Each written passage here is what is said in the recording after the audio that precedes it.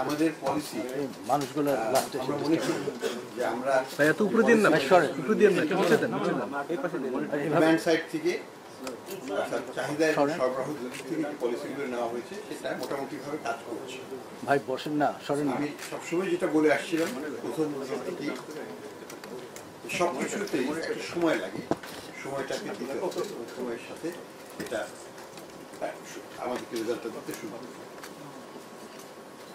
সাধারণত সময়টা 6 মাসের থেকে 1 বছরের মধ্যে ডিক্লাইনটা আমরা দেখতে পাই অন্যান্য দেশের, যেটা আমরা চার্ট দিয়ে দেখিয়েছি, এবং 12 থেকে 18 মাসের মধ্যে টার্গেটটা অ্যাচিভ করা সম্ভব বাই অ্যান্ড লার্জ। কোনো কোনো দেশে ভ্যারি করতে পারছে, এটাই মোটামুটিভাবে ইন্টারন্যাশনাল এক্সপিরিয়েন্স। সেটার সাথে যদি আমরা আমাদেরকে তুলনা করি তাহলে আমরা দেখতে পাই যে আমরা এখন মোটামুটিভাবে বলা যায় যে 5-6 মাস হলো, 6 মাসে আমাদের এখন কিছু রেজাল্ট আমরা হয়তো আশা করতে পারি, সেটা আমরা দেখতে পাচ্ছি। আমরা দেখতে পাচ্ছি যে ডিসেম্বরে কিছুটা মূল্যস্ফীতি কমেছে, জানুয়ারিতে আর একটু বেশি কমেছে। তো এটারই ধারাবাহিকতা আমরা দেখতে চাই। হ্যাঁ, আগামী মাসে কি কমবে না বাড়বে আমি জানি না, হয়তো বাড়তেও পারে। তার মানে এই না যে এভরিথিং ইজ ডাউন, তার মানে এটা না, হয়তো একটু বেড়ে আবার পরের মাসে বড় কমবে। যাই হোক, আমাদের উদ্দেশ্য হচ্ছে যে স্টে স্টেডি, অর্থাৎ যেদিকে যাচ্ছি সেদিকে আমরা সঠিকভাবে শক্ত হাতে পা তুলে রাখবো এবং সেই দিকেই যাবো। এখন কথাটা হচ্ছে হোয়াট ইজ আমাদের আশাটা কি, আমাদের এক্সপেকটেশনটা।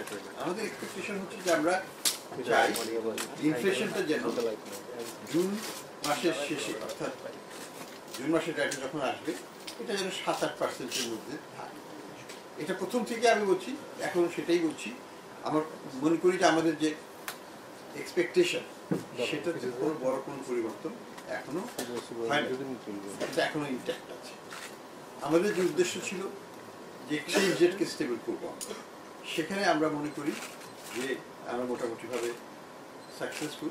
আমরা কিন্তু বলছি না যে আমরা ফিক্সড এক্সচেঞ্জ রেট রাখবো, আমরা বলছি যে আমরা একটা স্টেবল এক্সচেঞ্জ মার্কেট সৃষ্টি করব, যেখানে রেটটা মোটামুটি স্টেবল থাকবে, প্রত্যেক ব্যাংকে কিছু ভ্যারিয়েশন থাকতে পারে। আমরা একটা ব্যান্ডের মধ্যে যাচ্ছি, ব্যান্ডের আপার লিমিট হচ্ছে 122, মাঝখানে যে কোনো জায়গায় ব্যাংকটা অপারেট করতে পারবে এবং করবে। কম্পিটিটিভ ওয়েতে তারা উইদিন দ্যাট ব্যান্ড অপারেট করবে এবং সেটাই আমরা দেখতে চাই। আমরা যেটা করেছি, প্রতিদিন 2 বার করে ব্যাংকগুলো রিপোর্ট করছে আমাদেরকে, প্রত্যেকটা ব্যাংক কী রেটে, সকালে কী রেটে বিক্রি করছে বা কেনা বেচা করছে এবং বিকালে কী রেটে তারা কেনা বেচা করছে, তারা সেটা আমাদেরকে জানাচ্ছে এবং সেটাকে থেকে আমরা গড়ও করছি। আমরা দেখতে পাচ্ছি যে প্রতিটা ব্যাংকের সাথে কিছু পার্থক্য থাকছে, সকাল বিকালের মধ্যেও কিছু পার্থক্য থাকছে এবং মোটামুটিভাবে ব্যান্ডের ভিতরে তারা অপারেট করছে বাইরে। এক্সচেঞ্জের স্টেবিলিটিটা এটাকে কিন্তু ভ্যারিয়েবল উইদিন এ ব্যান্ড, সেটা এটাকে আমি বলবো একটা স্টেবল অংশ। এই স্টেবিলিটি হচ্ছে ইম্পর্টেন্ট, কি জন্য ইম্পর্টেন্ট, এটা অনেক জায়গা থেকে এক্সচেঞ্জের stability is very vital for backer stability. এক্সচেঞ্জেরকে যদি আমি স্টেবল না রাখতে পারি, আমার ইনফ্লেশনের তার টার্গেট অ্যাচিভ হবে না। তার মানে এক্সচেঞ্জেরটাকে আমাকে মোটামুটিভাবে একটা স্টেবল জায়গায় রাখতে হবে এবং আমরা আশা করি এটা থাকবে। কেন আমরা আশা করছি এটা থাকবে, এটার মূল কারণটা হচ্ছে যে ব্যালেন্স অফ পেমেন্টে আমরা যখন দেখি আমরা একটা স্বস্তির জায়গায় আছি। আমাদের কারেন্ট অ্যাকাউন্টে এখন উদ্বৃত্ত আছে, স্বল্প হলেও উদ্বৃত্ত। গত বছর এই সময় এটা একটা বড় ঋণাত্মক একটা ভাব ছিল, একটা বড় রকমের ড্রেন হচ্ছিল কারেন্ট অ্যাকাউন্টের মধ্যে। 2 নম্বর যদি আমরা দেখি, ফাইন্যান্সিয়াল অ্যাকাউন্টেও আমরা একটা বড় উদ্বৃত্ত আছে, $1.5 বিলিয়ন। সেটাও আমাদেরকে কনফিডেন্স দিচ্ছি যে আমাদের যে ফ্লো অফ ফান্ড ওভারঅল, সেটা বৈদেশিক সাহায্য থেকে আসুক, এফডিআই থেকে আসুক, কোনটা কম আসবে কোনটা বেশি আসবে, সব মিলিয়ে আমরা একটা সন্তোষজনক অবস্থায় আছে, একটা সারপ্লাস পজিশন আছে। আমাদের ওভারঅল ডেফিসিটও কিন্তু সারপ্লাস হতে পারত, কিন্তু আমরা অনেক ডেটস করেছি, মানে এরিয়ার যেটা ছিল সেটাকে আমরা সেটেল করেছি, যার কারণে ওভারঅল ডেফিসিটটা সারপ্লাস হয়নি। ঠিক আছে, কোনো অসুবিধা নেই, এরিয়াস তো আমাদেরকে পে করতেই হতো, সেটা আমরা করেছি। আমি মনে করি সামনের মাসগুলোতে আমাদের এক্সচেঞ্জের মোটামুটি স্টেবল থাকবে। কেন থাকবে আমি সেটা একটু বলি। আমাদের বড় রকমের যে প্রেশারগুলো ছিল, 1 নম্বর প্রেশারটা ছিল রোজার সামনে রেখে, ঈদকে সামনে রেখে আমদানি করা। এবং আমরা দেখেছি যে এই ডিসেম্বর মাসে প্রচুর আমদানির জন্য ব্যাপকভাবে 30% এই এক মাসে খোলা হয়েছে। ইম্পোর্টও প্রচুর হয়েছে ডিসেম্বর মাসে, জানুয়ারি মাসেও হবে। তো এই যে এই ডিসেম্বর জানুয়ারিতে যে বিশাল টার্নার আউটটা হলো ইকোনমিতে, এটা আমাদেরকে ইন্ডিকেট করছে যে বড় রকমের চাহিদা কিন্তু বাজারে চলে আসছে। নতুন করে ঈদের পরে কিন্তু ইমিডিয়েটলি আর কোনো প্রেশারটা থাকবে না, ডলারের উপর প্রেশারটা কম।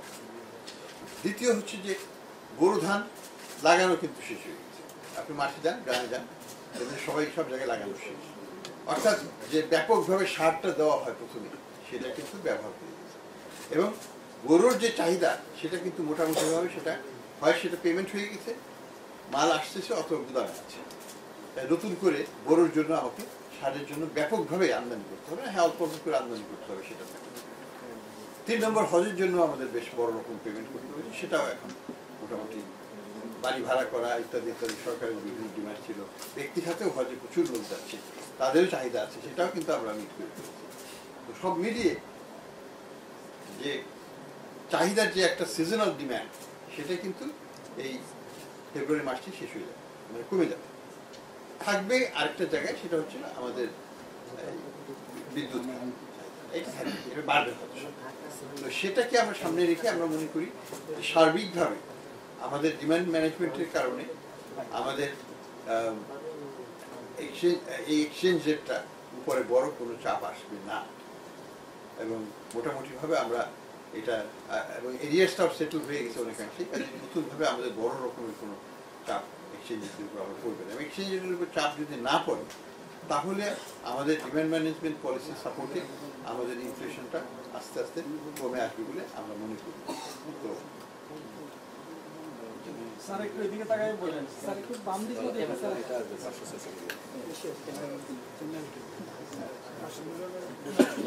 হ্যাঁ, রমজানের কারণে আমাদের প্রায় অতিরিক্ত প্রায় 600 মিলিয়নের মতো খরচ হয়েছে। এবং সেটা নতুন কিছু না, আরো হয়তো আমরা লাগবে কিছু, কিন্তু সেটা আমরা দিতে পারবো। ডলার 500 থেকে 600 মিলিয়ন বেশি আসবে। হ্যাঁ, না, রেমিটেন্সের আরেকটা একটা পজিটিভ দিক হচ্ছে যে সামনে রোজা, তারপরে আবার হজ এবং রোজাতে কিন্তু আমাদের প্রত্যেক বছরই রেমিটেন্সের প্রবাহ বাড়ে। কাজে সেটাও আমরা আশা করছি। আমরা ফেব্রুয়ারি মাসে রেমিটেন্স গত কয়েকদিনে কিন্তু খুব ভালো পেয়েছি এবং ধারাবাহিকতা থাকবে বলে আমরা আশা করি। তো সার্বিকভাবে বর্তমানে রেমিটেন্স যদি আমরা গত 7 মাসের হিসাব দেখি, এটা 24% বেশি আছে এবং এটা হয়তো সেইভাবে আমরা ধরে রাখতে পারবো।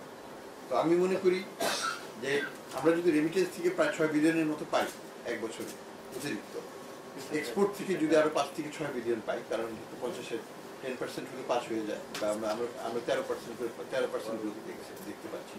তো তাতে আমাদের প্রায় 11-12 বিলিয়নের মতো অতিরিক্ত ফাইন্যান্সিয়াল আমাদের ইন্টারনালি জেনারেটেড রিসোর্স হচ্ছে, এবং সেটা থেকেই কিন্তু আমরা আমাদের চাহিদাটা আছে, নতুন যে আমদানি হবে সেটাকে আমরা মেটাতে পারবো বলে আমরা আশা করি। তো যাই হোক, আমি বেশি কিছু বলবো না। আমাদের যেটা প্রত্যাশা সেটা হচ্ছে যে সবাই আমরা আমরা আমরা মূল্যস্ফীতিকে কমিয়ে আসার ব্যাপারে সবাই আমরা উদ্যোগী। আমরা জানি সবারই কষ্ট হচ্ছে, আমরা জানি যে মানুষ কষ্টের মধ্যে দিয়ে যাচ্ছে, কিন্তু আমরা তো প্রাইস লেভেলকে নামাতে পারবো না, কিন্তু আমরা মূল্যস্ফীতিকে কমাতে পারবো। আমরা মূল্যস্ফীতিকে সিঙ্গেল ডিজিটে অলরেডি নেমে এসছে। আমরা আশা করি এটা ধারাবাহিকতায় আমরা এটাকে এই বছরের আর্থিক বছরের শেষে, অর্থাৎ জুনের শেষে এটা 7-8-এ নিয়ে আসবো, এবং ইনশাআল্লাহ আগামী বছর এটা 5-এর নিচে নিয়ে যেতে পারবো। আগামী বছর মানে 26 ফিসক্যাল ইয়ার 26 শেষে। তো এইটাই আমাদের প্রত্যাশা।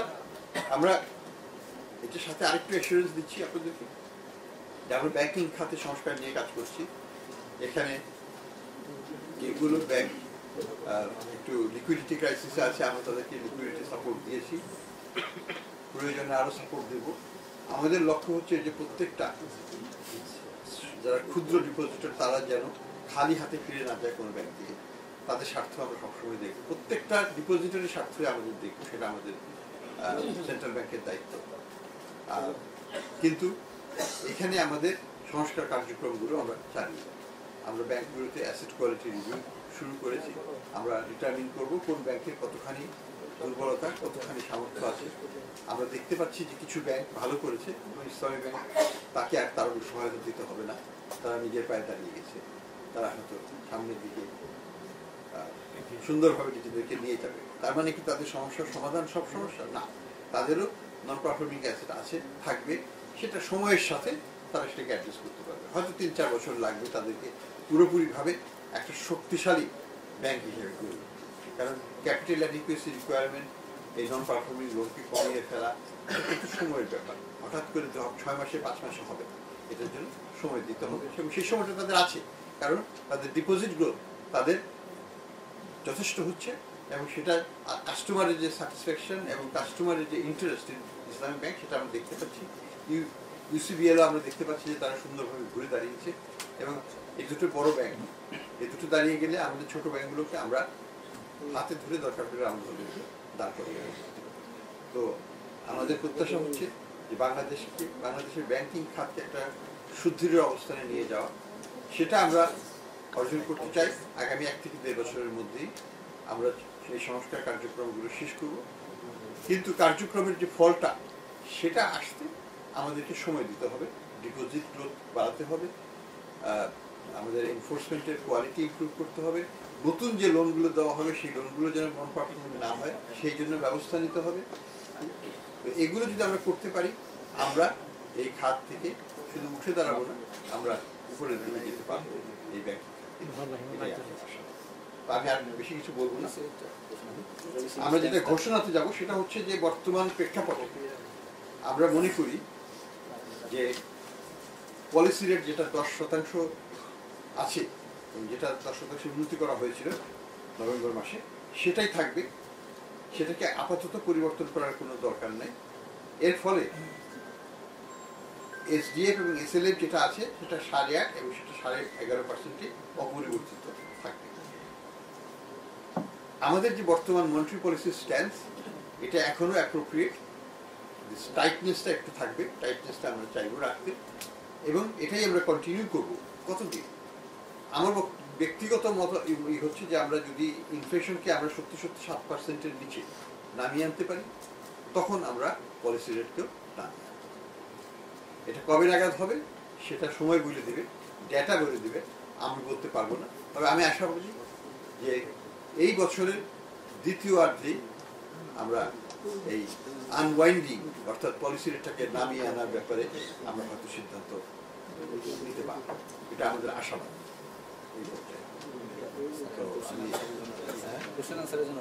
আমরা এখন কোশ্চেন আনসারে চলে যাই, আপনাদের যা বলার জিজ্ঞেস করতে পারেন, আমাদেরকে চেষ্টা করবো। আচ্ছা, থ্যাংক ইউ। ওকে, কাটলাম। ভাই কেউ বলেন? প্রশ্ন থাকলে আপনারা জিজ্ঞেস করতে পারেন। একটা প্রশ্ন লাগবে। শ্রীলঙ্কায় যেভাবে মূল্যস্ফীতি নেমে গেছে, মানে সুদের হার ছাড়া তো উপায় নেই, আমাদের দেশে সেভাবে নাম ছিল। কারণ কি? আমাদের একটু আমি বিচার করি, আমাদের কনজিউমার লোনের যে ইন্ডাস্ট্রিয়াল লোন বেশি, এটা একটা কারণ নাকি আমাদের অনিয়ন্ত্রিত? না, কোনো কারণই নেই। প্রথমত আমি বলবো শ্রীলঙ্কাতে ইনফ্লেশন হয়েছিল 60%, আমাদের কত? 12% ম্যাক্সিমাম। শ্রীলঙ্কার সাথে আমাদের তুলনা হবে না। শ্রীলঙ্কা অলমোস্ট ধ্বংস হয়ে গেছিল। শ্রীলঙ্কাতে আউটপুট কন্ট্রাকশন হয়েছে, আমাদেরকে আউটপুট কন্ট্রাকশন হয়েছে, আমরা বলছি 4.5% প্রবৃদ্ধি। এটা কি নেগেটিভ? না, শ্রীলঙ্কাতে নেগেটিভ ছিল বিশালভাবে দীর্ঘ সময় ধরে। কাজেই শ্রীলঙ্কার ব্যাংকিং খাতের অবস্থা কি ছিল? তখনকার তাদের যে পেট্রোলের জন্য যে লাইন দিতে হতো, খাবারের জন্য যে লাইন দিতে হতো, সারের জন্য এগ্রিকালচারাল আউটপুট তারা প্রোডাকশন করতে পারে, সেটা কি আমরা বাংলাদেশে দেখেছি? আমাদের এই সিচুয়েশনের সাথে শ্রীলঙ্কার কোনো তুলনা। হ্যাঁ, শ্রীলঙ্কাতে ইনফ্লেশন 1.5% এখন। কোথায় উঠেছিল? আমি যদি 60% বৃদ্ধি করার পরে 1.5% কমাই, তাহলে আমার ইনফ্লেশনটা কোথায়, মূল লেভেলটা কোথায় থাকবে? 58। আমরা কি সেখানে গিয়েছি? আমরা তো 12 থেকে 10-এ আসি। কাজে এই তুলনাটা অপ্রাসঙ্গিক এবং এটা আমি মনে করি যে এটা বস্তু নির্ভর নয়। কারণ জিনিসটা শ্রীলঙ্কার পেইন শ্রীলঙ্কা দিয়েছে, সেটা আমরা ধারে কাছে আমরা চাই। আমাদের কোনো পেইনই হয়। শ্রীলঙ্কা অনেক কষ্টের মধ্যে দিয়ে গেছে, তাদের বেকারত্ব, তাদের আউটপুট লস, তাদের ব্যাংকিং ডিফল্ট ইত্যাদি ব্যাপকভাবে হয়েছে। তাদের যে ভালনারেবিলিটি তো আইএমএফ ছিল, আমরা কি আইএমএফ এর ঋণ না হলে কি আমাদের চলবে না? চলবে। আইএমএফ এর টাকা তো আমরা এখন একটাও পাইনি, তাতে কি আমাদের রিজার্ভ বিল্ড আপ হয় নাই? হয়েছে। শ্রীলঙ্কার তো হয়নি, তারা তো পারে নাই এটা। তো আমাদের সিচুয়েশন অনেক ভালো শ্রীলঙ্কা বা পাকিস্তানের চাইতে। এই তুলনাটা আমরা না করলেই আমার মনে হয় ভালো হবে, কারণ এটা তুলনামূলক যোগ্য নয়।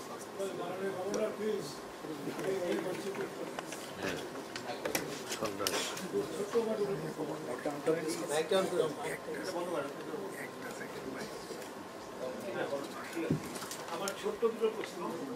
একটা হচ্ছে যে ইনফ্লেশনে এক্সচেঞ্জ রেট কোনো ভূমিকা রাখছে কিনা? আর 2 নম্বর প্রশ্ন হচ্ছে, আপনি তো অল থ্রু ব্যাংক খাতে সংস্কারের উপরে আপনি এমফাসিস দিয়েছেন এবং এখনো দিচ্ছেন, এবং এর সাথে কিছু করে আমি আপনার কথা বলছেন যে আমাদের quality of enforcement must be improved. এই কোয়ালিটি অফ ইমপ্রুভমেন্ট, এই কোয়ালিটি অফ মানে ইম্পোজিশন কোয়ালিটি, এটা কি ইমপ্রুভ করার দায়িত্ব কার? ধন্যবাদ। একটু বন্ধ করেন আপনার মাইক।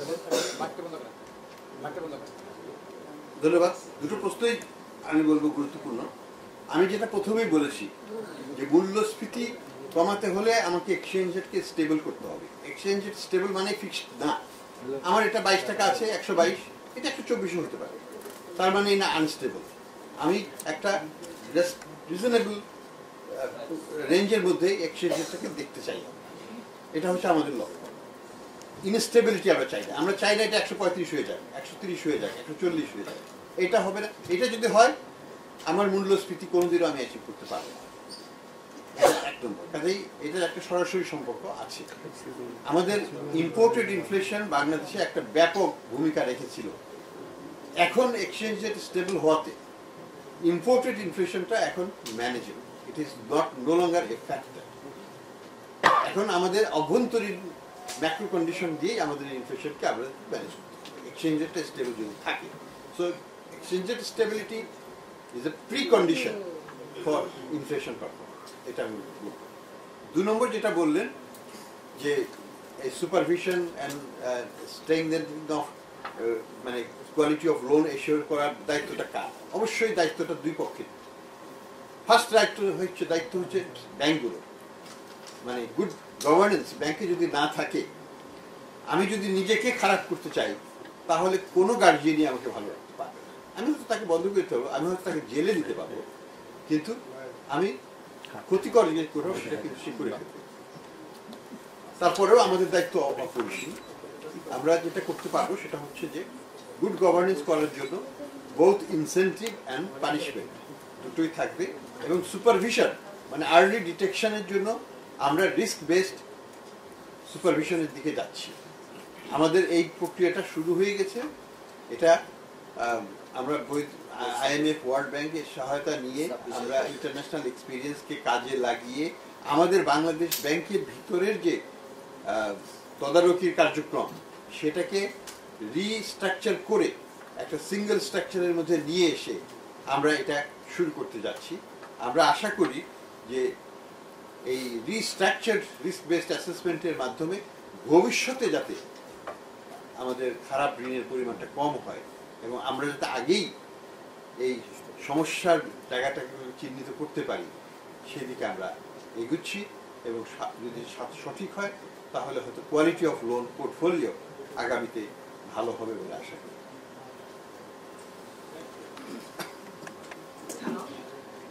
আমি মেডিটেশন রিকোয়েস্ট করতে বলছিলাম। স্যার, আমার দুটো প্রশ্ন আছে। একটা হচ্ছে আপনি মুদ্রানীতি নিয়ে, মুদ্রানীতির যে টুলগুলো সেগুলো প্রায় সবকিছু পরিবর্তিত রেখেছেন। এর কারণ হচ্ছে আপনি বাংলাদেশ ব্যাংকে আসার পরে মুদ্রানীতি কমিটি বেশ কিছু রিভিশন করেছে। এর মধ্যে আমরাও আশা করি মূল্যস্ফীতি কমে আসবে। স্যার, আমার প্রশ্নটা হচ্ছে ব্যাংকিং রিফর্ম নিয়ে। স্যার, আপনি আসার পরে এর মধ্যে স্যার আপনি যে পরিস্থিতিতে এসেছেন, এখানে বাংলাদেশের রাজনীতিতে একটা বড় একটা পরিবর্তন এসেছে। এর মধ্যে অনেক কিছু প্রকাশ পেয়েছে যে বাংলাদেশের ব্যাংকিং সেক্টর কোন জায়গায় গিয়ে পৌঁছেছে বা কি অবস্থা, প্রকৃত চিত্রটা অনেকটা বের হয়ে এসছে। আপনি বেশ কিছু কার্যক্রম হাতে নিয়েছেন বা আমরা বেশ কিছু কার্যক্রম জেনেছি, কিন্তু স্যার আপনি যেসব বিষয় বলছেন সেই অনুযায়ী কি কাজ কতটা হচ্ছে, অথবা আপনার সহকর্মীরা আপনার সাথে কতটা এগোতে পারছে? অথবা আরেকটা বিষয় বলে রাখি, আপনি আসার পর বরাবরই বলে আসছেন যে এই যে সমস্ত পলিসি হয়েছিল গত কয়েক বছরে, যে সমস্ত অনিয়ম হয়েছে, আমরা জানি বাংলাদেশ ব্যাংকের বিভিন্ন পলিসি, বিভিন্ন হাই লেভেল অফিসিয়াল অনেকটা ডাইরেক্টলি অথবা ইনডাইরেক্টলি ইনভলভ, কিন্তু আপনি বলে আসছিলেন যে আপনারা পিছনে ফিরে তাকাবেন না, কিন্তু আসলে কেন পিছনে ফিরে তাকাবেন না, এই একটা প্রশ্ন আপনার কাছে। আর এখানে আমি জানি বিএফআইও হেড মহোদয় আছেন, আপনার কাছে আমার প্রশ্ন যে শ্বেতপত্র কমিটি ইতিমধ্যেই তারা বলেছেন যে প্রতি বছরে 16 বিলিয়ন, আমি যদি ভুল না করি, $16 বিলিয়ন পাচার হয়েছে এদেশ থেকে, এবং অলরেডি বিএফআইও এবং বিভিন্ন এজেন্সি অনেক ধরনের কাজ করছে। বিএফআই হেড মহোদয় যদি বলেন এ পর্যন্ত এই 6 মাসে আপনারা কি কি কাজ করেছেন, কোন কোন দেশ থেকে আশ্বস্ত হয়েছেন যে অর্থ পাচার হয়েছে সেগুলো ফেরত আনার বিষয়, এসব বিষয়ে আপনি একটু বলবেন। ধন্যবাদ। ধন্যবাদ।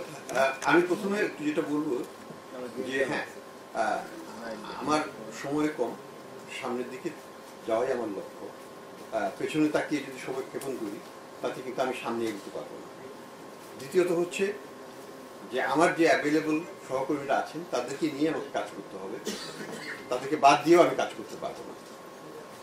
অবশ্যই আমাদের সাপোর্টের দরকার আছে।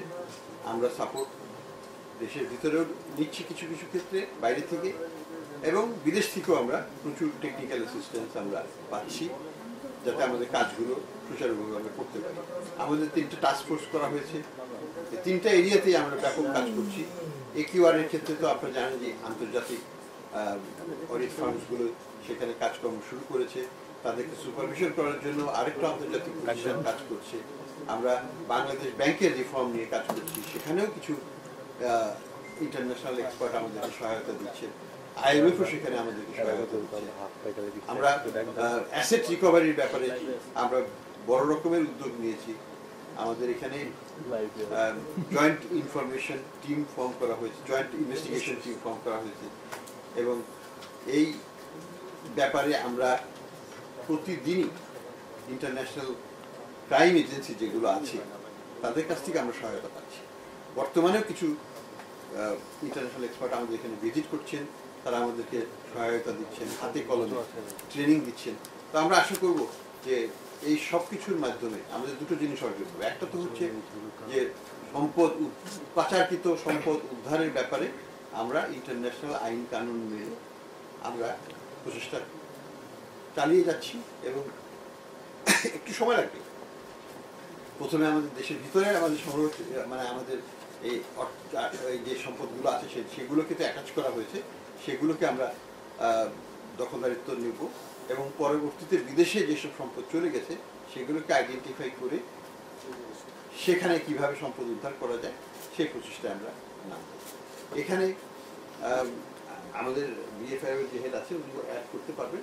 উনি অবশ্য নতুন জয়েন করেছেন, so he should not be held accountable to any of the development. উনি তো কেবল 1 মাস 1.5 মাস হলে।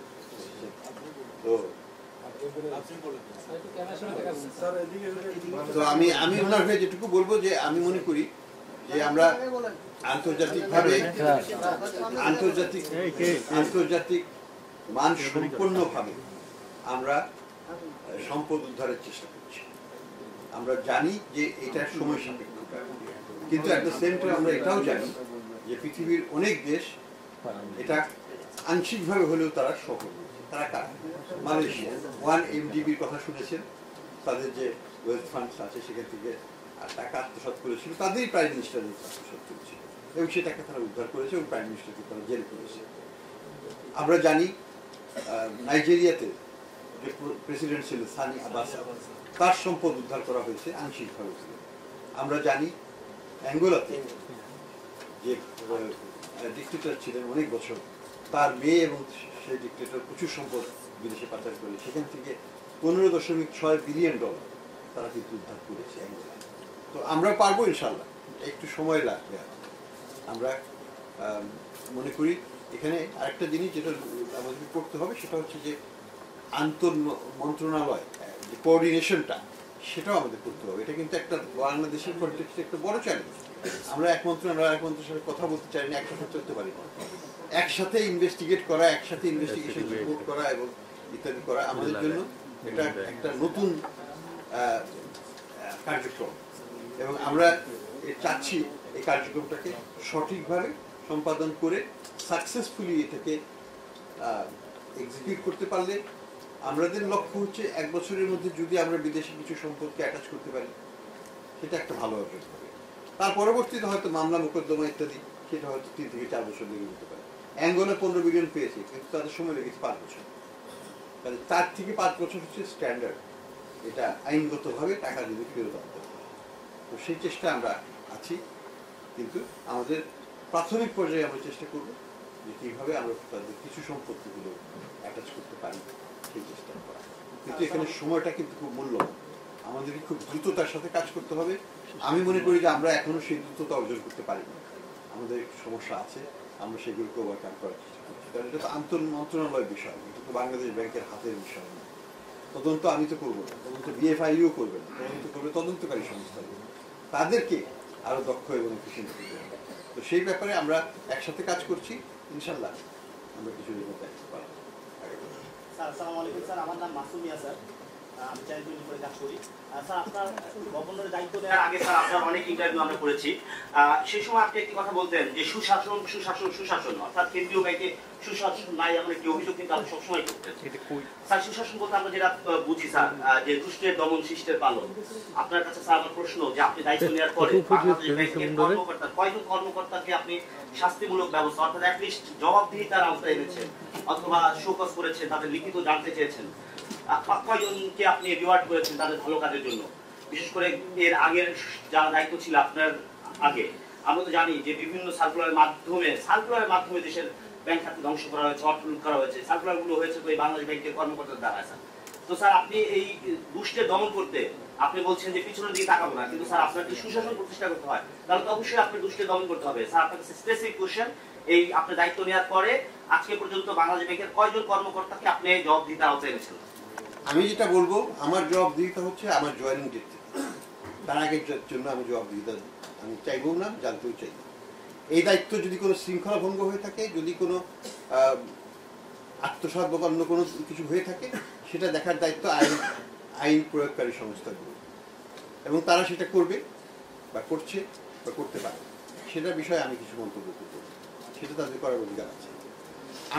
আমি মনে করি যে আমার কাছে দায়বদ্ধতা বর্তমান থেকে, তখন থেকে, এবং যদি কেউ আমাদের যে রিফর্ম এজেন্ডা আমাদের যে সেক্ষেত্রে বাধাগ্রস্ত করে, আমি অবশ্যই সেই ক্ষেত্রে কার্যকর পদক্ষেপ নিতে পারি।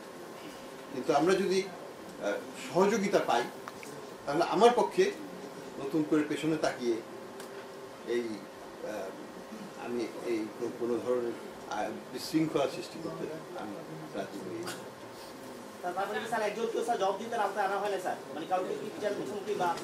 আমি কারো জবাবদিহিতার কথা আমি জানি না, কারণ অ্যালিগেশন থাকলে আপনারা সেটা দুদককে দিতে পারেন, আপনারা সেটা সিআইডিকে দিতে পারেন, আপনারা সেটা তথ্য নিয়ে আসলে পরে আইনগতভাবে যেটা প্রযোজ্য সেটাই প্রয়োগ করা হবে। যেমন বলা হলো যে এই যে ভোল্টের কথা যখন বলা হলো, আমি বলে দিলাম আপনারা কোর্টের অর্ডার নিয়ে আসেন, আপনারা খুলে দেখুন, যদি পান কনফিসকেট করুন, যাদেরটা পাবেন তাদেরকে দায়বদ্ধ করুন। তা আমি তো মিডিয়া ট্রায়ালে যাব না, সেটা তো আমার লক্ষ্য নয়। আপনার তো বলার কেউ নন, বলবেন যারা তদন্তকারী সংস্থা তারা, আপনারা লিখতে পারেন, আমরা দেখব, কিন্তু সেটা তো প্রমাণ নয়।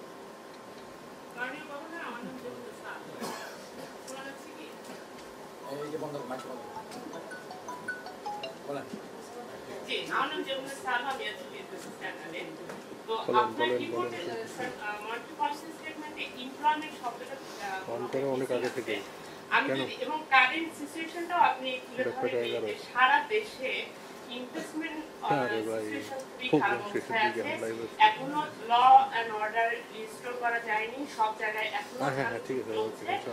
আপনি একটা হ্যাঁ, জিনিস হ্যাঁ, মেনশন হ্যাঁ, করেছেন যে সাপ্লাই ডিসরাপশন, যেটা অন্যতম একটি কারণ আপনার ইনফ্লেশনের জন্য। তো আপনি ইনফ্লেশনের জন্য এক্সচেঞ্জ রেটের উপরে শুধু গুরুত্ব দিলেন, বাট ডোমেস্টিক যে ল এনফোর্সমেন্ট সিচুয়েশন হ্যাঁ, বলতে এটার পারবেন, উপর আরো কোনো অনেক আলোকপাত বেশি করেনি। এবং একই সাথে এই সিচুয়েশন যদি চলতে থাকে তাহলে ইনভেস্টমেন্ট, আমরা ইনভেস্টরদের সঙ্গে রেগুলারই কথা বলি, তারা খুবই ওয়ারি যে তারা ইভেন ফরেন ইনভেস্টররা অনেকে ফরেন ইনভেস্টরদেরকে আনতে পারছে না, লোকাল ইনভেস্টররা ইনভেস্টমেন্ট এক্সপানশন করার চিন্তাও করছে না।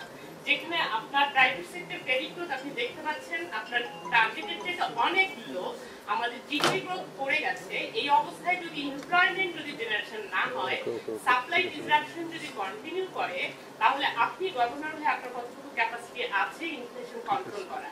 Second question is about NPL. আপনার এনপিএল শব্দটা আছে কিন্তু আপনার বক্তব্যে খুব মিসিং আছে। আপনি বলেছেন যে এনপিএল কন্ট্রোল করা একটা বড় চ্যালেঞ্জ। তো আমরা যেটা জানি যে আপনি ইন্টারন্যাশনাল স্ট্যান্ডার্ডে এনপিএল করার একটি উদ্যোগ নিয়েছেন, খুবই ভালো উদ্যোগ। ব্যাংকাররাও বলে এখনই সময় এটা ইমপ্লিমেন্ট করার জন্য, কিন্তু কারেন্ট সিচুয়েশনে এই মার্চ থেকে যদি ইমপ্লিমেন্ট হয়, সিচুয়েশনের উপর বেস করে আপনি আসলে নতুন কিছু ভাববেন কিনা? Thank you. ধন্যবাদ। এমপ্লয়মেন্ট খুবই গুরুত্বপূর্ণ বিষয়। হ্যাঁ, আমি সেখানে হয়তো আলোকপাত করি নাই, কারণ আমি একটা জিনিস প্রথম থেকেই বলে আসি, যখন এই পদেও আসি এবং তার আগেও বাইরে যখন ছিলাম তখনও বলতাম যে 2024 এবং 25 এটা কিন্তু প্রবৃদ্ধির বছর হবে না, এটা হবে কনসলিডেশনের বছর, ম্যাক্রো ইকোনমিক কনসলিডেশনের বছর। এখানে আমাদেরকে ব্যালেন্স অফ পেমেন্ট এবং ইনফ্লেশন এবং এই ম্যাক্রো এগ্রিগেট ফিসক্যাল কনসলিডেশন, এই কাজগুলোকে অ্যাচিভ করতে হবে। বিনিয়োগ এবছর বড় আকারের কোনো প্রবৃদ্ধি হওয়ার আমি কথা বলবোও না এবং আমি সেটা স্বপ্নও দেখি না, কারণ সেটা হবে না। হবে না দুটো কারণে। একটা হচ্ছে যে আমরা এখনো ম্যাক্রো কনসলিডেশন অ্যাচিভ করি নাই, আমরা এখনো in the process of achieving macro economic. Secondly, রাজনৈতিক পরিস্থিতি যেটা নিয়ে আমরা ইন্ডিকেশন করেছি যে সেটা কিন্তু এখনো আনসার্টেন আছে, পলিটিক্যাল ইনস্টেবিলিটি আছে, এটা আমরা বলেছি এবং সেটা ইনভেস্টমেন্টকে অবশ্যই একটা নেগেটিভলি ইনফ্লুয়েন্স করে, এটা নিয়ে কোনো দ্বিমতের কিছু নাই। তো আমি যেটা বলবো যে সব কিছুই তো মনিটারি পলিসি দিয়ে সলভ করা সম্ভব নয়। আমাদের ইকোনমিক্স একটা কথা আছে, একটা ইনস্ট্রুমেন্ট একটা টার্গেট। আমার একটা ইনস্ট্রুমেন্ট হচ্ছে মনিটারি পলিসি, একটা টার্গেট হচ্ছে inflation. So let's limit to that. Not try to achieve too many objectives with one stroke. একটা পাথর দিয়ে 10টা শত্রুকে মারতে পারবেন না। হয়তো সেটা আমাদের গল্প কথায় উপকথায় থাকতে পারে, কিন্তু আসলে হবে না, একটা শত্রুকে মারতে পারবে। তো আমরা সেই পলিসিতে আছি, সেখানেই থাকবো। সবকিছু আমি সলভ করতে পারবো না, একটা পলিসি ইনস্ট্রুমেন্ট মনিটারি পলিসি। দুটি বিষয় গভর্নর মহোদয় দৃষ্টি আকর্ষণ করছি, দুটি বিষয় গভর্নর মহোদয় দৃষ্টি আকর্ষণ করছি। প্রথমত যে লকারের ইস্যুটা যে আসলো, এটা নিয়ে সারা দেশে হইচই চলতেছে। দুদক বাংলাদেশ ব্যাংকের কর্মকর্তাদের লকার অনুসন্ধান করলো, কিন্তু কিছুই পেল না, লকারের অস্তিত্বই পেল না। এক্ষেত্রে আমরা গণমাধ্যমে রিপোর্ট দেখেছি যে এই যখন 3 ফেব্রুয়ারি যখন ওই দুদক কর্মকর্তা আদালতে যখন দ্বারস্থ হয়েছিলেন যে আমরা লকার খুঁজবো 300 কর্মকর্তা, আদালত কিন্তু জিজ্ঞেস করেছিল তাদের বিরুদ্ধে কোনো অভিযোগ আছে কিনা বা তাদের বিরুদ্ধে কোনো তদন্ত চলমান আছে কিনা। তখন কিন্তু ওই কর্মকর্তা তদন্তের অভিযোগ দেখাতে পারেনি আদালতকে। পরবর্তীতে সাইমুজ্জামান নামে যে কর্মকর্তা, উনি কিন্তু নিজে একটা বেনামি অভিযোগ দাখিল করে তিনি আদালত থেকে অনুমোদন নিয়েছেন। এক্ষেত্রে আমাদের কাছে মনে হচ্ছে যে 5 আগস্টের পরে এফআইডি বিলুপ্ত করার যে একটা চাপ তৈরি হয়েছে বাংলাদেশের ব্যাংকের ভেতর থেকে, এবং অর্থনীতিবিদরা বলছেন যে এফআইডি বিলুপ্ত হওয়া দরকার। এই বিষয় থেকে দৃষ্টি ফেরানোর জন্য কি কোনো আমলাতান্ত্রিক রাজনীতির মাধ্যমে কি এই বিষয়টা সামনে আনা হয়েছে কিনা, বাংলাদেশের কর্মকর্তাদেরকে সামাজিকভাবে হেয় করার জন্য? আমি এই বিষয়টা একটু জানতে চাবো। আরেকটা বিষয়টা প্রশ্ন আছে, সেটা হলো ইসলামী ব্যাংকের কথা বলেন গভর্নর মহোদয়, ইসলামী ব্যাংক ঘুরে দাঁড়িয়েছে, কিন্তু আমরা এটাও দেখতে পেয়েছি যে ইসলামী ব্যাংকের নবগঠিত বোর্ডের একজন কর্মকর্তা, ইসি চেয়ারম্যান ছিলেন আব্দুল জলিল, উনি একটা ঋণ অনিয়মের সাথে জড়িত, যেটা বাংলাদেশ ব্যাংকের এফআইডি 6 অনুসন্ধানে সন্দেহিতভাবে প্রমাণিত হয়েছে তাদের অনুসন্ধানে। সেক্ষেত্রে তাকে কিন্তু এখনো বোর্ড থেকে সরানো হয়নি বা কোনো ভূমিকা নেওয়া হয়নি। এক্ষেত্রে ব্যাংকের সুশাসন যে উদ্যোগ নেওয়া হয়েছে বাংলাদেশ ব্যাংকের পক্ষ থেকে, তা বাধাগ্রস্ত হবে কিনা? ধন্যবাদ।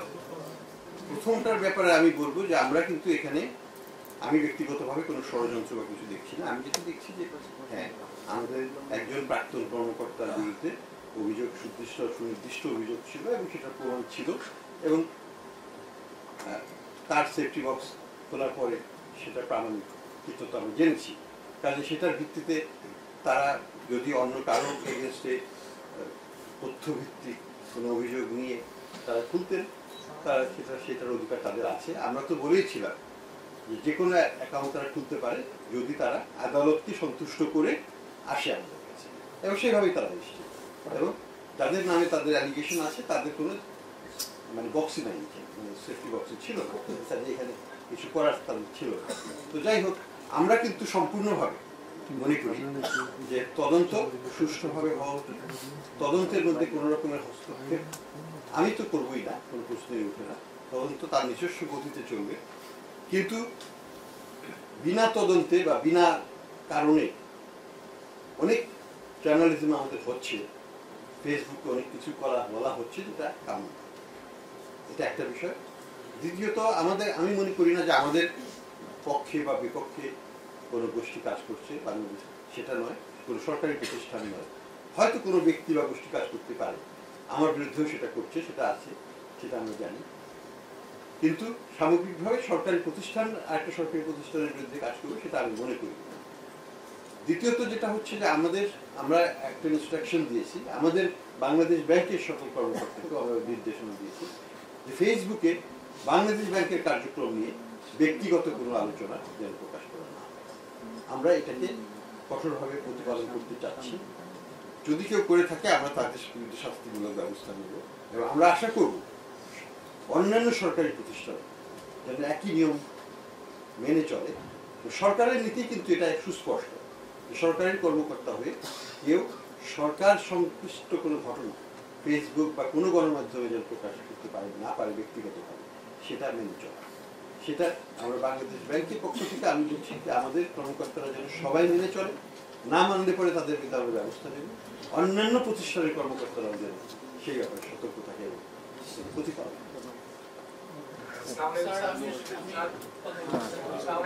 আমি মুস্তাফিজুর রহমান বলছি,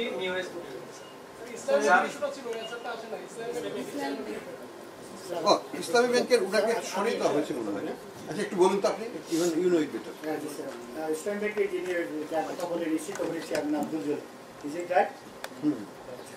আমরা কিন্তু উনি সিদ্ধান্ত নেওয়ার মানে ইসি কমিটির সিদ্ধান্ত গ্রহণের কয়েক ঘন্টার ভিতরে আমরা ইন্সপেকশনটি পাঠানোর পরে ইন্সপেকশন যে ফান্ডিং মোতাবেক আমরা ওনাকে ব্যাখ্যা তলব করি। ব্যাখ্যা তলবের পর উনি অসুস্থ থাকায় আমাদের কাছে সময় বৃদ্ধি চেয়েছেন, এবং তিনি গতকাল এটা আমাদের কাছে রিপোর্ট এসেছে, এবং তিনি যেটা ক্লেম করছেন যে বাংলাদেশ ব্যাংকের ইডিএফ থেকে যে ফেসিলিটি সেটা গ্রাহককে দেওয়া হয়েছে। তো সেটা আবার আমরা এফআর টিম থেকে এটা ভেরিফাই করেছি। উনি বলছেন যে ব্যাংক থেকে যে ঋণ, সেই ঋণটা নেওয়া হয়নি, তাকে বাংলাদেশ ব্যাংকের ইডিএফ ফেসিলিটি থেকে এই ফেসিলিটি দেওয়া হয়। এটা আমরা আবার এক্সামিন করছি, করে আমরা যথাযথ ব্যবস্থা গ্রহণ করেছি। এখানে যেটা লক্ষণীয়, আমি একটা জিনিস বলবো যে যখনই আমরা এটা জানলাম তাৎক্ষণিকভাবে আমি কিন্তু তাৎক্ষণিকভাবে কয়েক ঘন্টার মধ্যে, এবং এই ব্যাপারে কোনো স্পত গতি বা কিছু আমরা দেখাইনি। আমরা ইনস্ট্যান্ট রিয়াকশন এবং এক্সপ্লেনেশন নেওয়া হয়েছে। তবে আমরা তো শুধু অ্যালিগেশনের ভিত্তিতে কোনো শাস্তিমূলক ব্যবস্থা নেব, আমরা পুরো জিনিসটাকে বিশ্লেষণ করবো, বুঝবো, তারপরে যদি দেখি যে আইন বা নীতির ভঙ্গ হয়েছে তখন আমরা ব্যবস্থা নেব। এটি চলমান প্রক্রিয়া। এখানে যেটা ডেভেলপমেন্ট, ব্যাংক নিজেই স্যার ইসি কমিটি থেকে তাকে সরিয়ে নেওয়া হয়েছে, অলরেডি ব্যাংকের তরফ থেকে অ্যাকশন নেওয়া হয়েছে। তারপরে আমরা ফার্দার ইনভেস্টিগেশন করছি, কিন্তু আমাদের ফাইন্ডিংসটা যথাযথ মনে করি তিনি যেটা ক্লেম করছেন যে যদি মনে করি যে আমরা ক্লেম সঠিক নয়, অবশ্যই আমরা যদি সত্যি সত্যি ইসিএফ এর হয় তাহলে তো ভায়োলেশন হচ্ছে না।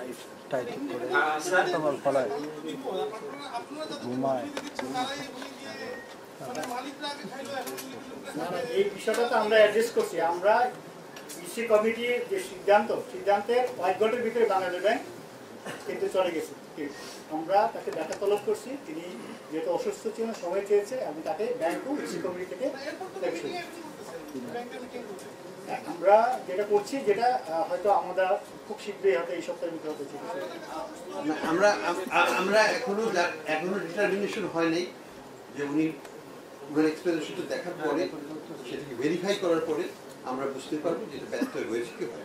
এখন পর্যন্ত এটি ইনভেস্টিগেশন অনগোয়িং, কাজে এটার ভিত্তিতে আমরা কোনো ডিসিশন এখনো নেই, কাজে এটার বিরুদ্ধে আমি কথা বলবো না। দ্বিতীয় কথা, একটা জিনিস আমাদের মনে রাখতে হবে, সেটা আমাদেরই প্রতিনিধি হোক বা ইন্ডিপেন্ডেন্ট ডাইরেক্টরি হোক, তারাও মানুষ, তারা আমাদেরই মতোই লোভের বশবর্তী সবাই হতে পারে। আমাদেরকেও সতর্ক থাকতে হবে, আপনাদেরকেও সতর্ক থাকতে হবে। আমরা সবাই মিলে কাজ করলে কিছু ঘটলে সেটাকে আমরা প্রতিরোধ করতে পারবো, বা দুর্ঘটনাটাকে এড়াতে পারবো বা কমাতে পারবো। স্যার আমি শেখ আবদুল আমি পেজে যেতে চাচ্ছি। স্যার আপনি বলছেন আপনি অতীতের দিকে তাকাবেন না। ন্যাশনাল ব্যাংকের একটা ঘটনা বলে, ন্যাশনাল ব্যাংকের একটা গ্রুপের 2300 কোটি টাকার সুদ মওকুফ করে দেওয়া হলো। বাংলাদেশ একটা আলোচিত ব্যবসায়ী গ্রুপ, তার সবগুলো প্রতিষ্ঠান সচল, কিন্তু তাকে 2300 কোটি টাকার সুদ মওকুফ করে দিতে হলো। ন্যাশনাল ব্যাংক এটা আবেদন করছে বাংলাদেশ ব্যাংকের কাছে, বাংলাদেশ ব্যাংক অনুমোদন দিয়েছে। সেই গ্রুপটা এখন খেলাফত হচ্ছে সরকার পরিবর্তন করে। তাহলে স্যার বাংলাদেশ ব্যাংক কি পারে একটা কাজ করতে, একটা ব্যাংকের সুদ মওকুফ করে দিল? স্যার আমি প্রশ্নে আসছি, স্যার বিনিময় হার স্টেবিলিটি না হলে মূল্যস্ফীতি নিয়ন্ত্রণ হবে না, এটা আপনি বলছেন, আপনার কথাও আসছে। কিন্তু স্যার গত 2 মাসে ডলারের উপর একটা চাপ ছিল, এটা আপনার মনিটরি পলিসির বক্তব্যে এসেছে। আমাদের একটা ঘোষণা আছে বাংলাদেশ ব্যাংকে গত ডিসেম্বরে করেছে যে এক্সচেঞ্জ রেট পুরোপুরি বাজার ভিত্তিক হবে। এত চাপ সহ্য করে ডলার গত 3 মাস ধরে 122 টাকায় আছে। ব্যাংকাররা বলছেন যে 122 টাকা ডলার রেট না, ডলার রেট আরো বেশি, যেটা আইএমএফ বলছে যে কমপক্ষে এটাকে আরো 2.5 টাকায় যোগ করতে হবে। তাহলে স্যার বাংলাদেশ ব্যাংক যে ঘোষণাটা দিয়েছে, যেটা আমরা দীর্ঘদিন ধরে একটা অদৃশ্য নিয়ন্ত্রণ ছিল, ওই অদৃশ্য নিয়ন্ত্রণটা কি এখনো আছে কিনা? দ্বিতীয় প্রশ্ন হলো স্যার যে ইনফ্লেশনের খুবই কম, বাস্কেটে তার খুবই কম, কিন্তু অন্যান্য খাদ্য পণ্যের দাম কিন্তু স্যার আপনার এই ম্যাপও চলে এসেছে। সামনের দিকে যে পরিস্থিতির যে উন্নতি হবে, বড় ফসলের উপর নির্ভর করে যে পরিস্থিতিটা উন্নত হবে, এটা কি আমরা আজকে কি এটা বুঝতে পারবো স্যার? বড় ফসলের উপর উন্নতি হবে, বড় ফসলের উপর নির্ভর করে যে পরিস্থিতিটা উন্নত হবে, এটা কি আমরা আজকে কি এটা বুঝতে পারবো স্যার? বড় ফসলের উপর ম্যানিপুলেশন করছে, এটা আপনারাও জানেন, আমরাও জানি, পত্রিকায় এসেছে এবং আমরা তা প্রমাণ করি। এগ্রিগেটর বলা হয় তাদেরকে, এবং তারা খুব বড় বড় কোম্পানির প্রতিনিধি। তাদের হচ্ছে যে আমরা যে দাম চাইবো সেটাই বাজার দর না, তারা যে দাম বলবে সেটা বাজার দর নয়, আমরা যে দাম বলবো সেটাই বাজার দর। এক্সচেঞ্জের পলিসি ফিক্স করার দায়িত্ব কার? বাংলাদেশ ব্যাংকের না এই এক্সচেঞ্জ এগ্রিগেটরদের? আমি বলবো এগ্রিগেটরস আর ম্যানিপুলেটরস। এগ্রিগেটরস আমাদেরকে একটা ঊর্ধ্বমুখী এক্সচেঞ্জ রেটে নিয়ে যাবে। আজকে যদি আমি 125 দিই, কালকে তারা বলবে 130 দাও, পরের দিন বলবে 135 দাও, তারপর 140 দাও। Where is the end? আমি আইএমএফ কে বলেছিলাম ওয়ার ইজ দ্য এন্ড, বলতে পারি না। তারা বলেছে আমরা বলতে পারবো না, আমরা বলতে চাই না। ইস্যুটা হচ্ছে আমরা কি একটা স্পেকুলেটর গ্রুপের হাতে আমাদের নীতিকে ছেড়ে দিব, না এই নীতিটা বাংলাদেশ ব্যাংকেই আমরা রাখবো, সরকারের কাছেই আমরা রাখবো? আমি মনে করি এটা সরকারের, বাংলাদেশ ব্যাংকের দায়িত্ব টু এনশিওর স্টেবিলিটি। আমরা এই এগ্রিগেটরের কথায় আমরা চলবো। তারা এখন আজকে বলবে 2 টাকা বেশি দিলে দেবে, আমি বলেছি 1 টাকা বেশি দেওয়া হবে। কেন না? কারণ এখন 1 টাকা বেশি দিয়ে কিনলে কালকে 2 টাকা, পরে আরো 1 টাকা বেশি চাইবে, পরের দিন আরো 1 টাকা চাইবে, শেষ না। আমাকে একটা জায়গায় স্টেবিলিটি আনতে হবে। কেন আমি বিশ্বাস করি যে আমাদের এক্সচেঞ্জ রেট এটা করবে? মূল কারণটা হচ্ছে আমার তো ব্যালেন্স অফ পেমেন্ট শক্তিশালী, আমার তো রেমিটেন্স আসতেছে, আমার তো এক্সপোর্ট বাড়ছে। আমি কেন এক্সচেঞ্জ রেটকে ধরে রাখতে পারবো? অবশ্যই পারবো। এখন কথা হচ্ছে আমি যদি এই আনস্টেবল এনভায়রনমেন্টে আমার এক্সচেঞ্জ রেটকে আমি পুরোপুরিভাবে ব্যান্ড উঠিয়ে দিই, একটা ব্যান্ডের মধ্যে আছে উঠিয়ে দিই, তাহলে এক্সচেঞ্জ রেট কোথায় যাবে আমি জানি। আমি এটুকু জানি, ইকোনমিক থিওরি বলে there will be significant overshooting. Overshooting মানে শার্প ডেপ্রিসিয়েশন হবে। শার্প ডেপ্রিসিয়েশন হয়ে কোথায় যাবে? I don't know, nobody can give me any clue. এটা কি 130-এ যাবে না 135-এ যাবে আমি জানি। আমি কি 135 আমি চাই বা করতে দেব বা করা উচিত? আমি মনে করি যে সেটা উচিত হবে। আমাদেরকে, আমি মনে করি যে আমাদেরকে আলটিমেটলি ফ্রি একটা ফ্লোটিং এক্সচেঞ্জের সিস্টেমে আমাদেরকে যাওয়া দরকার, কিন্তু সেটার জন্য একটা পরিবেশ দরকার। সেটার জন্য আমাকে একটা রিজার্ভের লেভেলের কমফোর্ট লাগবে, আমার একটা বড় রকমের ইন্টারভেনশন ফান্ড লাগবে, 1.5 থেকে 2 বিলিয়ন ডলারের মতো। আমাকে তখন ম্যাক্রো ইকোনমিক কন্ডিশনটাকে স্টেবল রাখতে হবে, ওই পরিবেশে আমি এটাকে ফ্লোট করে দেব। কিন্তু আনস্টেবল পরিবেশে এগ্রিগেটররা এখানে বাঘের মতো দাঁড়িয়ে আছে, তারা মাংস খাওয়ার লোভে, তাদের মুখে আমি যদি মাংস দিতে থাকি তারা তো আরোই চাইবে, তারা পুরো মানুষটাকে গিলে ফেলতে পারছে, সেটা তো আমি হতে দেব। কাজে আমি মনে করি, কালকে আমার কাছে এসেছিল একটা বড় দেশের প্রতিনিধি, বললেন যে তাদের এগ্রিগেট, তাদের একটা প্রতিষ্ঠানকে থেকে আমরা কেনা বন্ধ করে দিয়েছি। তা আমি বললাম, আপনার প্রতিষ্ঠান যে দাম চাইছে আমি তো ওই দামে কিনবো না, আমি তো গ্রাহক, সে অন্য জায়গায় বিক্রি করুক, বাংলাদেশে তার জন্য নয়। আর আমি যে দামে চাইছি সেই দামে যদি সে দিতে পারে আমি অবশ্যই তার কাছ থেকে কিনবো, কিন্তু তার দামে তো আমি কিনবো না। ক্রেতার দামে কি, মানে বিক্রেতার দামে কি ক্রেতা কিনবে? অবশ্যই কিনবে যদি সেটা মনে করে যেটা অ্যাপ্রোপ্রিয়েট প্রাইস। আমি মনে করি যে তাদের দামটা ঠিক আছে, তাহলে আমি তাদের জিনিস কিনবো। আমার পলিসি অ্যানাউন্সমেন্ট টু সবার কাছে, আমরা এগ্রিগেটরের কাছ থেকে কিনবো না যদি না তারা আমাদেরকে ন্যায্য দামে দিতে পারে। সোজা কথা, আমার কোনো দরকার নেই তাদের কাছ থেকে 100-200 মিলিয়ন ডলারের জন্য। আমি ভিক্ষার ঝুলি হাতে এখনো দরকার হয়নি, কাজেই আমার ওই অবস্থায় যেতে হবে না। আশা করি এগ্রিগেটররা তাদের ডলার নিয়ে থাকতে পারেন, বসে থাকুন, আমরা তাদের কাছ থেকে ওই দামে কিনবো না। যদি আমাদের দামে তারা বিক্রি করেন, they are most welcome to do business in Bangladesh. কিন্তু তাদের দ্বারা আমরা চালিত হব, পরিচালিত হব, সেটা আমাদের কাছে গ্রহণযোগ্য নয়।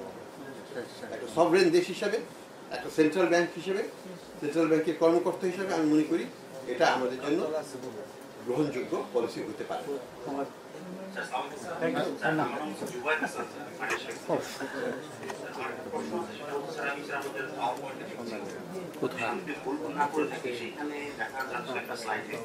যে আমাদের মনিটারি পলিসির নেচারটা কিরকম ছিল, আমরা বলতেছিলাম কন্ট্রাকচুয়াল মনিটারি পলিসি, কিন্তু রিয়েলি দেখা যাচ্ছে সেটা ভেরি অ্যাকোমোডেটিভ পলিসি। এখন স্যার মনিটারি পলিসিটা দিচ্ছে না, এটা কি স্যার কিভাবে দেখি, কি কন্ট্রাকচুয়াল নাকি অ্যাকোমোডেটিভ? আমরা মনে করি যে এখন this appropriately titled monetary policy stands, আগে এটা অ্যাকোমোডেটিভ ছিল, আগে, এখন not after the adjustment in এই পলিসি রেটের অ্যাডজাস্টমেন্ট করার পরে, এবং ফিসকাল পলিসিও যথেষ্ট টাইট করা হয়েছে, অনেক অপ্রয়োজনীয় ব্যয় কেটে ফেলা হচ্ছে। বরোইং রিকোয়ারমেন্ট বাজেটে যেটা 137 কোটি, 137.5 মানে 137.5 কোটি টাকা ছিল, সেটা এখন বাংলাদেশ মানে ফাইন্যান্স মিনিস্ট্রি সেটাকে 99 নামিয়ে আনা ঘোষণা দিতে যাচ্ছে, এবং প্রকৃত ব্যয় হয়তো 90,000 কোটি টাকা। তো এটাও একটা অ্যাডজাস্টমেন্ট। অ্যাডজাস্টমেন্ট ফিসকাল সাইডে হচ্ছে, মনিটারি সাইডে হচ্ছে।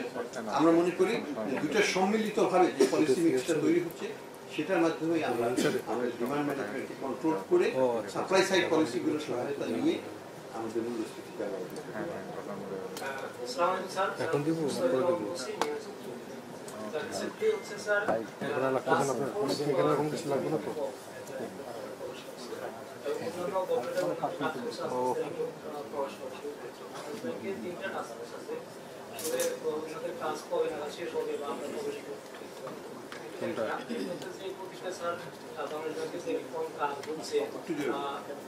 বিভিন্ন রকম যে অ্যাক্টিভিটিস হচ্ছে সেটা আমরা আপনি কতটুকু সন্তুষ্ট এই কাজ গতি? একটু ক্যামেরায় বলুন। আমি আনিস বলছি, ইউএনডিপি কাজ করি। এর সাথে আর কত বলবে?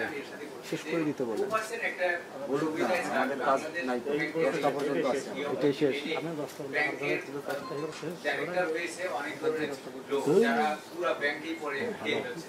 তো এই যে 2% এর যে পলিসি, অনেকে এটা মনে করে যে ব্যাংকিং সেক্টরের জন্য একটা মানে দুর্বল আইন বা একটা দুর্বৃত্তায়নের একটা সুযোগ, এই বিষয়ে কোনো রিফর্ম করবেন কিনা? Thank you.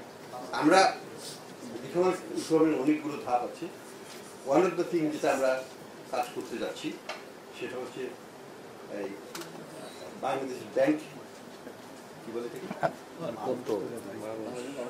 বাংলাদেশ ব্যাংক এবং ব্যাংকিং রেগুলেশন যেটা আছে এই দুটোকেই আমরা ব্যাংক কোম্পানি অ্যাক্ট এই দুটোকেই আমরা রিভিউ করতে যাচ্ছি এবং এটাকে আমরা আপডেট করবো, মডার্নাইজ করবো। আমরা বিদেশি সহায়তাও চাচ্ছি, আমরা নিজেরা কাজ করবো এটা নিয়ে। প্রতিটা ধারাকে আমরা আবার যাচাই করে দেখবো তার প্রয়োজনীয়তা এবং বর্তমান প্রেক্ষাপটে কতখানি সেটা কার্যকর ভূমিকা রাখছে সেটা আমরা দেখবো। যেমন আমরা বলি এই 2% রুল এটা কি রাখার দরকার আছে কিনা সেটা আমরা দেখব। 2 নম্বর হচ্ছে নাম্বার অফ ডাইরেক্টর, এটা কি 20 জন রাখার দরকার আছে কিনা সেটা আমাদের ভাবতে হবে। 3 নম্বর হলো যে আমাদের ইন্ডিপেন্ডেন্ট ডাইরেক্টরের সংখ্যা আমি ব্যক্তিগতভাবে মনে করি যে 50% হওয়া উচিত, সেটা আমরা চেষ্টা করবো সেটাকে নিয়ে আসতে। আমরা মনে করি যে আমাদের যে ডাইরেক্টরদের যে টেনিওর দেওয়া হয়েছে সেটা অযৌক্তিক এবং সেটাকে কমিয়ে ফেলতে হবে। ইন্টারন্যাশনাল যেটা প্র্যাকটিস সেটাকে আমাদের এখানে নিয়ে আসতে হবে। অনেক ধরনের সংস্কার আমরা চিন্তা করেছি, সেগুলোকে আমরা একসাথে ব্যাংক কোম্পানি অ্যাক্ট এবং ব্যাংকিং রেগুলেশনের মধ্যে আমরা নিয়ে এসে আমরা সেগুলোকে বাস্তবায়ন করবো বলে আশা করি।